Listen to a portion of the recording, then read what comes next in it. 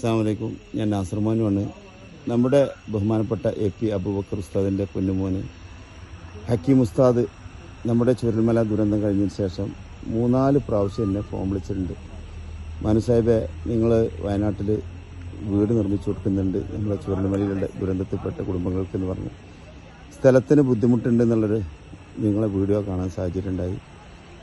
സ്ഥല സൗകര്യങ്ങൾ ഞാനും കുറച്ച് ചെയ്തുതരാം, അതിന് മേപ്പാടി തന്നെ അതിനുള്ള സൗകര്യം ചെയ്തു തരാമെന്നും പറഞ്ഞിട്ടുള്ള ഇന്നും അദ്ദേഹം ഈ വീടെടുക്കുമ്പോഴും ഫോൺ വിളിച്ചുകൊണ്ട് പറഞ്ഞു. അദ്ദേഹം പറഞ്ഞയച്ച 2 ഡോക്ടർമാർ 2 എഞ്ചിനീയർമാർ ഇവിടെ ഉണ്ട്.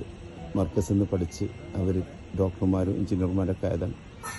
അപ്പോൾ നമുക്ക് അൽഹംദുലില്ലാ AP അബൂബക്കർ ഉസ്താദ് എന്ന് പറഞ്ഞാൽ വലിയ മനുഷ്യസ്നേഹിൻ്റെ ജീവിതം തന്നെ ഒരുപാട് കുടുംബങ്ങൾക്ക് തണലൊരുക്കി കൊടുത്ത് നമുക്കൊക്കെ മാതൃകയാണ്. കാരണം അബുദാബിയിലൊക്കെ ചെന്നാൽ അവിടുത്തെ ഏത് പെട്രോൾ പമ്പിൽ ചെല്ലുമ്പോഴും ഓരോരുത്തരോട് ചോദിക്കുമ്പോൾ നമ്മൾ മർക്കസ് പഠിച്ച് ഉസ്താദിൻ്റെ കെയർ ഓഫിൽ വന്നതെന്ന് പറയും. നമ്മളൊക്കെ ദുആ ചെയ്യണം ആ വലിയ മനുഷ്യന് വേണ്ടിയിട്ട്. കാരണം ജീവിതം ഇങ്ങനെ ഒരു മനുഷ്യസ്നേഹം നമ്മളെ ജീവിതത്തിൽ ഉണ്ടാവുമെന്ന് സംശയമാണ്. കാരണം എത്രയോ കുടുംബങ്ങൾക്ക് തണലൊരുക്കി കൊടുത്ത മനുഷ്യന് പടച്ചവനെ ആയസ് കൊടുക്കുന്ന റബ്ബെ. എന്തായാലും അദ്ദേഹം നമ്മുടെ മേപ്പാടിയിൽ പഞ്ചായത്തിൽ ഞങ്ങൾ അന്വേഷിച്ചു. ഈ ഭൂമിക്ക് പെർമിഷൻ കിട്ടും, എല്ലാ സൗകര്യവും പഞ്ചായത്ത് ചെയ്തു തരാറുണ്ട്. നിരവധി മനുഷ്യസ്നേഹികൾ വീട് നിർമ്മിക്കാനായിട്ട് നമ്മോട് സമീപിച്ച് ഇന്നും ഞങ്ങൾ 20 വീടുകൾക്ക് കുറ്റടിക്കലും എറണാകുളം ജില്ലാ മഹല്ല് കൂട്ടായ്മൻ്റെ ഇവിടെ നിർവഹിച്ചിട്ടുണ്ടായി. അതിന് മുന്നേ 15 വീടുകൾക്ക് ഞങ്ങൾ പണി തുടങ്ങാൻ തിങ്കളാഴ്ച ഇൻഷാ അല്ലാഹ് പണി തുടങ്ങാനുള്ള തീരുമാനത്തിലെത്തി. അതും വർക്ക് നടന്നുകൊണ്ടിരിക്കണം.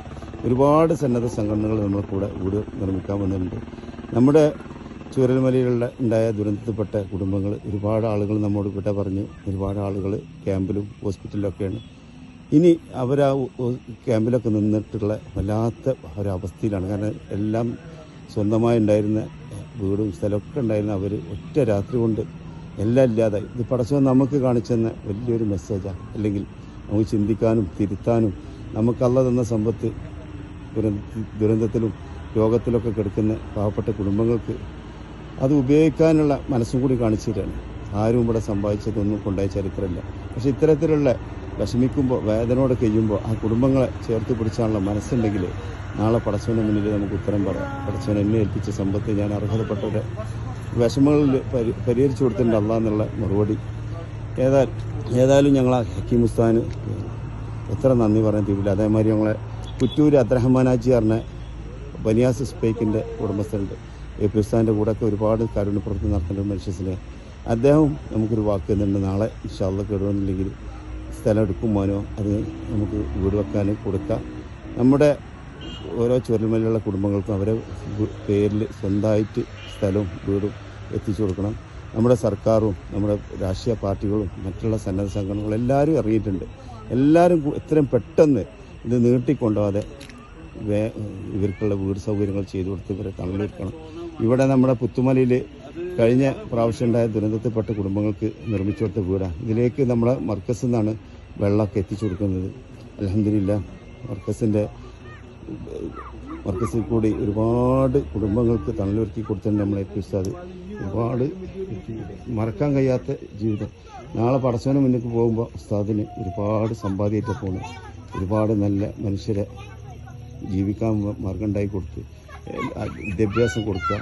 അപ്പോൾ അത്രയും നന്മയുള്ള പ്രവൃത്തിയാണ് നമ്മൾ ഉസ്താദ് ചെയ്തിട്ടുള്ളത്.